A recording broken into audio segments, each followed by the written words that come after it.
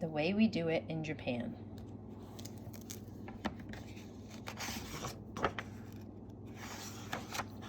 This story is about Gregory, whose mother Jane came from Kansas, and whose father Hidaki came from Japan. They all lived together in a little house in San Francisco. Until Gregory's dad returned from work one day with big news. "My company is sending me to Japan," he announced to Gregory and his mom. "I want to go too," said Gregory. "We'll all go," said Mom. "We'll live like Japanese and eat with chopsticks." "Why?" asked Gregory. "I like forks better."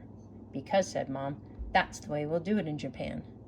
Soon, Mom and Dad began packing up the dishes, sheets, and towels, and Gregory packed his toys and clothes.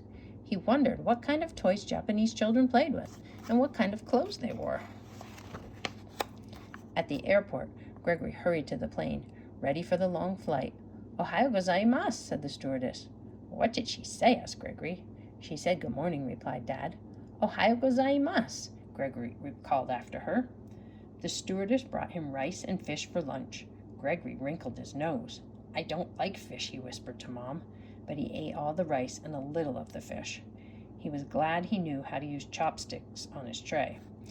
"That is the way they eat in Japan," he told the girl across the aisle. She was eating with a fork. After they arrived at the airport near Tokyo, Gregory's dad went to the bank to exchange his American money for some Japanese money. "May I have $1?" asked Gregory. "How about 100 yen piece?" his dad said. Then they went outside, and Dad motioned for a taxi. "Dad, look! Everyone is driving on the wrong side of the street!" exclaimed Gregory. His dad laughed. "That's not the wrong side. That's the left side. That's the way we do it in Japan."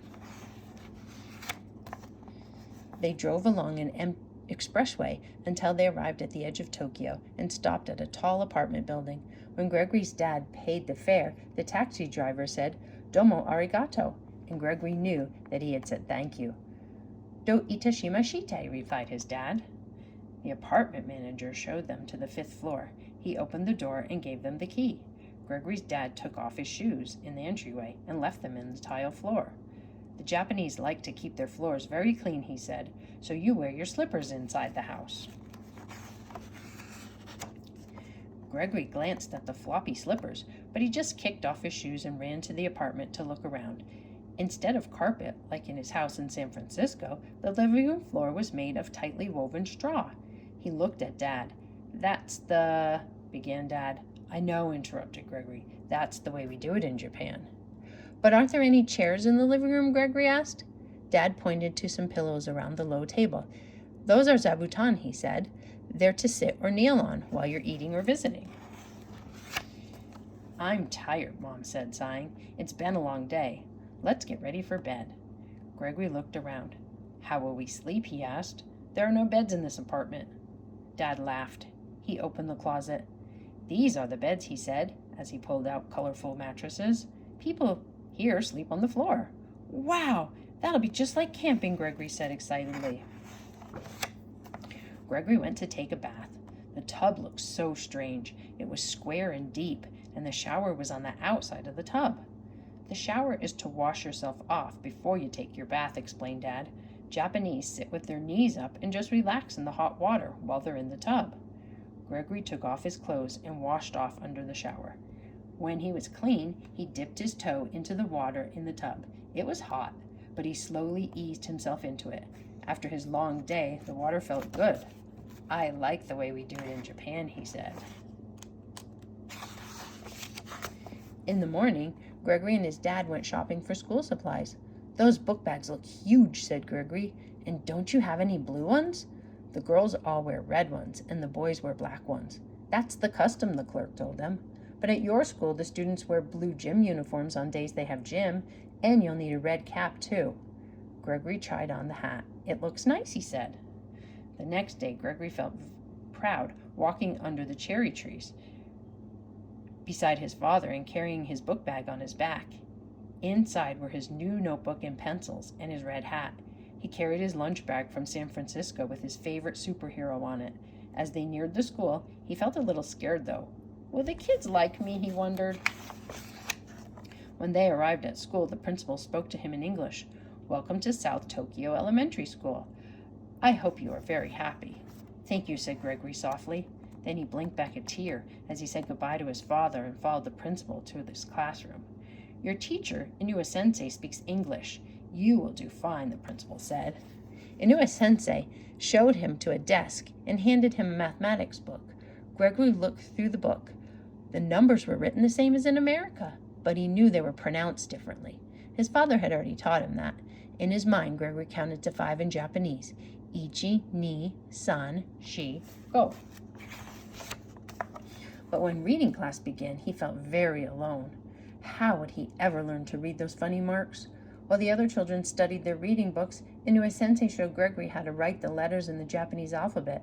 He worked hard and was very glad when lunchtime came. That is, until the children who were kitchen helpers brought in trays of rice, fish, and fermented soybeans. Gregory looked at his own lunch, a peanut butter sandwich, an apple, and cookies. He had the wrong kind of lunch. Out of the corner of his eye, he saw the other students watching him as he ate. His face flushed, and he had a hard time swallowing. When the teacher dismissed them for recess, the boy in the seat across from him said, "Ai Yuuki," and motioned for him to follow. On the playground, they played soccer. Gregory liked soccer. Yuuki saw that he could play well and smiled. When the bell rang, Yuuki put on his red cap and grabbed a cloth and some window cleaner. He gave Gregory a cloth too. Then he began washing the classroom windows. Gregory looked around. Other children were sweeping the floor or dusting. This is the way we do it in Japan, he thought. It even looked kind of fun. When the room was clean, they returned to their desks for geography class. When he got home, Gregory knelt beside the table and practiced writing the Japanese alphabet all evening. The next morning, he wore his new gym uniform and he left his lunch bag home. Mom helped him put his book bag on his back and kissed him goodbye. Gregory smiled as he walked to school. Today he felt almost like a real Japanese schoolboy. Near school, some older boys pointed at him, and he heard them say, "Amerikanjin." Gregory sighed. He wondered if he would ever fit in. Then he saw Yuuki running toward him. Yuuki began talking excitedly in Japanese. Gregory laughed. Even if he didn't understand what Yuuki said, it was good to have a friend. Gregory gave Inua-sensei his homework when it was time for handwriting class. "Very good," she said. "You are learning quickly." When Inua-sensei announced lunch, the kitchen helpers came in with a big bowl of rice and a tray of fish.